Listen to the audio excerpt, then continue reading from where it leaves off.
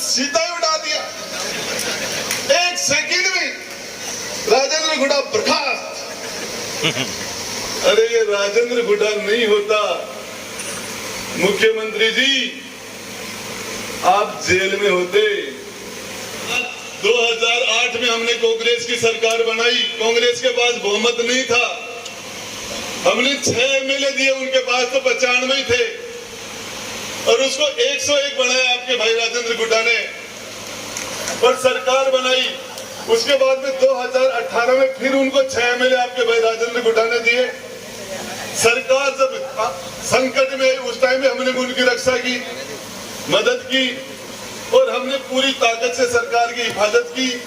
हमारी लड़ाई भी यहाँ रहती है और पिछले राज के अंदर मुझे बिना मतलब 38 दिन तक जेल में भी डाल दिया था, बीजेपी से लड़ाई थी। अब फिर लोग कल हमारे गोविंद डोटासरा जी कह रहे कि राजेंद्र गुड्डा तो बीजेपी से मिला हुआ है।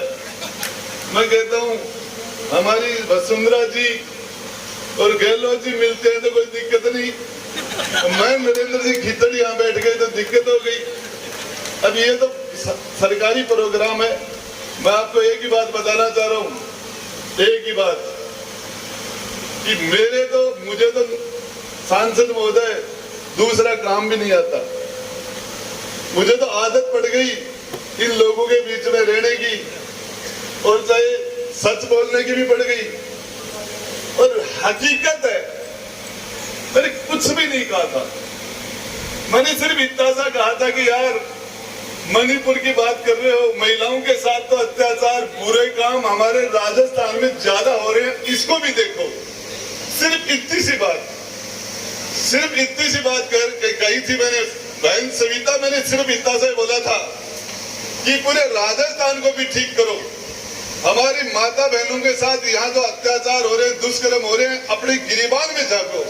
सिर्फ इतनी सी बात के लिए मुझे मंत्रिमंडल से बाहर कर दिया। मेरे से इस्तीफा मांग लेते, मेरे इस्तीफा दे देता। मुझे बुला के नोटिस देते, पूछते एक सीधा, अरे जज भी पूछता है। सबसे पहले मुकदमा चलता है तो मुकदमा पुलिस में दर्ज होता है, उस मुकदमे के बाद में मुकदमे का चालान होता है, छोटे कोर्ट से बड़े कोर्ट में मुकदमा सबमिट होता है, फिर उस मुकदमे के बाद चार्ज लगता है, फिर उसमें गवाह लगते हैं, फिर उसके अंदर सफाई के गवाह लगते हैं, फिर उसमें मुल्जिम बयान होते हैं, फिर उसमें आमने सामने वकीलों की बहस होती है, उसके बाद जज फैसला करता है और उस मुकदमे की भी अपील हो जाती है। मुझे तो सीधा ही उड़ा दिया। एक सेकंड में राजेंद्र गुड्डा बर्खास्त। अरे ये राजेंद्र गुड्डा नहीं होता, मुख्यमंत्री जी आप जेल में होते। ये राजेंद्र गुड्डा ने वो डायरी नहीं निकाली होती,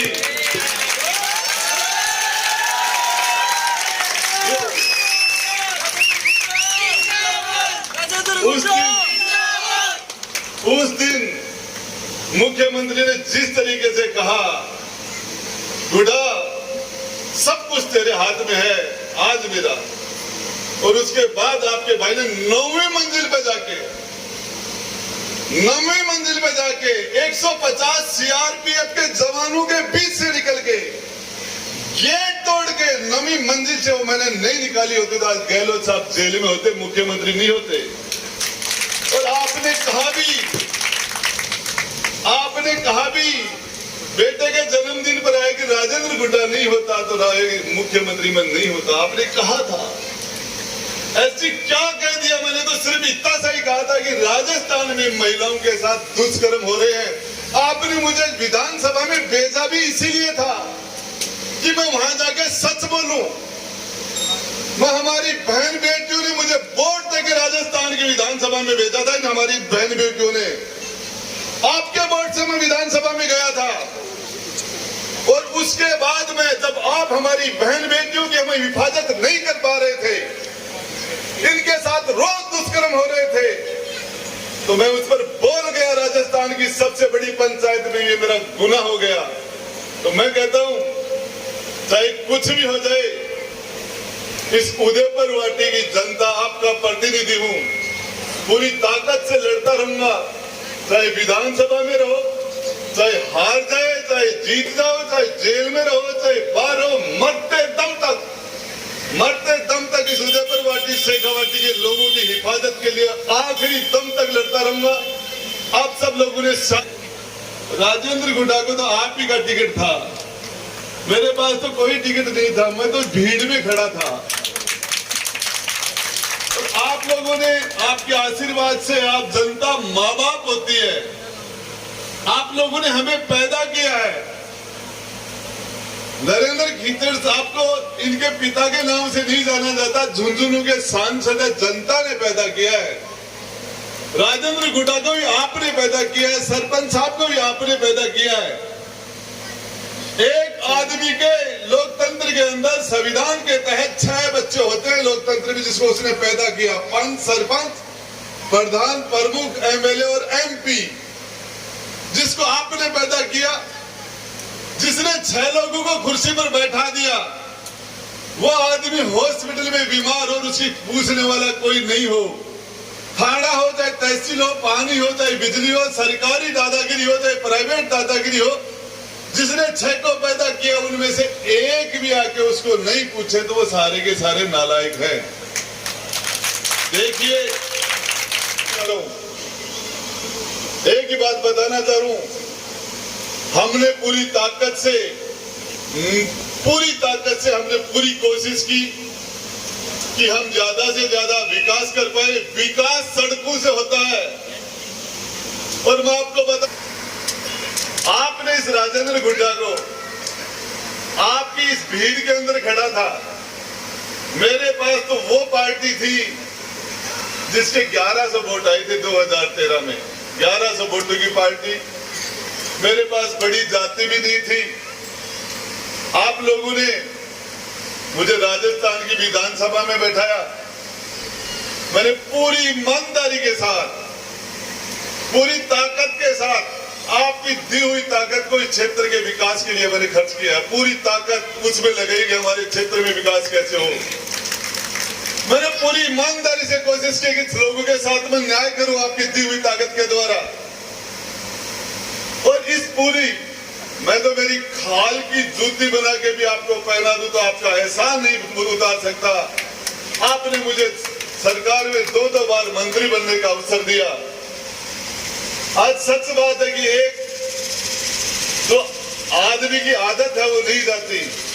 जब तक मेरे अंदर मेरा दिल धड़केगा, इस शरीर के अंदर सांस चलेगी, तब तक गरीब आदमी की हिफाजत करता रहूंगा, सच्चाई बोलता रहूंगा, चाहे उसकी कितनी भी कीमत चुकानी पड़े मुझे, कितनी भी। ये सच बात है। मैंने कांग्रेस की सरकार 2 बार बनाई, ये सच बात है। सरकार के संकट में भी मैंने उनका साथ दिया और मैंने कुछ भी नहीं।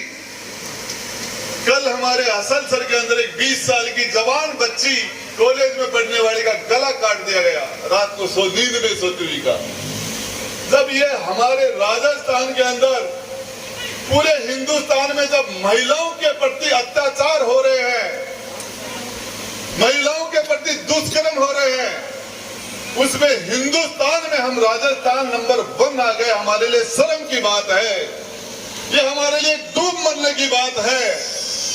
और हकीकत है, कथनी और करनी में फर्क नहीं है। जो अंदर होता है वो बाहर आ जाता है। मैंने तो इतना ही कहा था, मणिपुर में जो घटना घटी, वो किसी महिला का अपमान हुआ, महिला को बेइज्जत किया गया, हम उसकी निंदा करते हैं।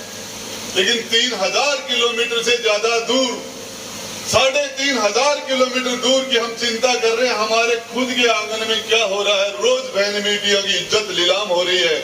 हम राजस्थान में महिलाओं के प्रति दुष्कर्म में हिंदुस्तान में नंबर 1 हो गए। अपने गिरिबान में झांको, इतना सा ही कहा था मैंने तो, और मुझे सरकार से बर्खास्त कर दिया गया। लेकिन मैं आपको बताना चाह रहा हूं, मेरी आदत पड़ गई, मेरे से सच बोले बिना रहा नहीं जाता। और ये मैं, इसकी यदि सच की कीमत कितनी भी ज्यादा हो, चाहे इसके लिए जेल जाना पड़े, चाहे मंत्रिमंडल की कुर्सी जाए, चाहे हारना पड़े, चाहे जीतना पड़े, सांसद महोदय, आपके पास बीजेपी का टिकट नहीं होता तो आप सांसद नहीं होते, आप जाट समाज से नहीं होते तो भी आप सांसद नहीं होते। राजेंद्र गुड्डा, इस जिले के अंदर मेरे जाति का बेस मेरे विधानसभा में मजबूत नहीं है, मेरे पास पार्टी का बेस भी मजबूत नहीं था, उसके बाद हमने 3 चुनाव जीते हैं। मैं तो एक गरीब समाज के लोग, कुम्हार है, खाती है, ब्राह्मण है, कोई स्वामी है, कोई शुड्यूल कास्ट के लोग हैं, एससी है, एसटी है, जो छोटे छोटे हीर है, कीर है, बंजारे, बावरे, ये नाई समाज है, दर्जी समाज है, खाती समाज है, छोटे छोटे समाज, इन लोगों की ताकत से मैं लड़ता हूं, यही मेरी मजबूती है। आगे अच्छाई और होगी तो दोबारा मौका मिल जाएगा, कर्म खराब होंगे तो लोग घर बैठा देंगे। मैं तो आपको एक ही बात बताना चाह रहा हूं, अपनी छाती पर हाथ रखना और सोचना कि राजेंद्र गुड्डा ने हमारे लिए कुछ किया था क्या। मैंने किसी को मना नहीं किया, मैंने जाति के आधार पर, पार्टी के आधार पर मैंने किसी को मना नहीं किया। कोई भी आदमी आधी रात के आया तो मैंने उसका काम किया है, और इसके लिए कोई कुर्सी जरूरी नहीं है कि हम मंत्री बन के ही काम करें। मैं तो सबसे, एक माँ का धर्म है, माँ सबसे कमजोर बच्चे का सबसे ज्यादा लाड प्यार करती है। कुर्सी पर बैठने वाले का ये धर्म होना चाहिए कि सबसे कमजोर कौन है उसका हम ज्यादा लाड प्यार करें, उसका हम ज्यादा ध्यान रखें। यदि मैं पूछना चाहता हूं